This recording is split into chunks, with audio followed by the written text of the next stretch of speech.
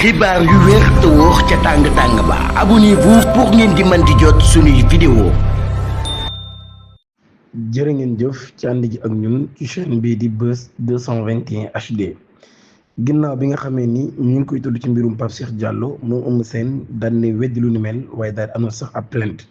lutteur sénégalais bii di Eumeu Sène di leader bu écurie Teranga daan nay réagir ci ay rumeurs yoo xam ne ñu ngi circulé ci réseaux sociaux yi di tudd turam ci mbirum borom ñaari tur yi nga xam ni moo impliqué Pape Cheikh Diallo ak ñi mu àndal. ci ab communiqué cellule de communication am ñi ngi dénoncé ay allégations mensongères yu doy waar lool daal di nag jéem a yàq sax li nga xam ne moo di honneur am ak image am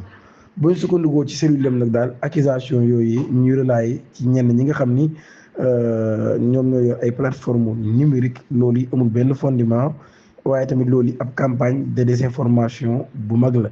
lutteur bi nag mu ngi rejeté catégoriquement bépp lien boo xam ne am na ko ak li ñuy wax boobu leen mbir lii mu jàpp ne ab tentative de manipulation la pour yàq image am ak réputation am waaye fragiliser li nga xam ni moo di carrière sportive am. Eumeu Sène ci boppam nag daal di insister sur le fait qu'il n'a jamais été impliqué de près ou de loin maanaam kon musta laale ci mbir mi ci lu sori wala ci lu jege ci mbir moom yi nga xam ne mbirum borom ñaari tur yi la. mi ngi dénoncé nag campagne de dénigrement orchestrée par des sophismes obscurs profiter de la viralité des réseaux sociaux pour diffuser des informations non vérifiées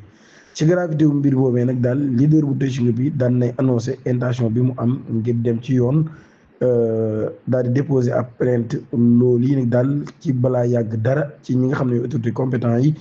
ngir ñëwaat ci am ab taxawaay bi nga xam ni moom la ci war a amoon. lu jiitu loolu yi Viviane Chidid Yacine Diop daan nañu déposer ay plainte waaye tey jii Khalifa Ababacar Sall ak Pape Alé Niang tamit daan nañu déposer plainte ginnaaw bi nga xamee ni am na ay nit yu génn di tudd seen tur ci boobee leen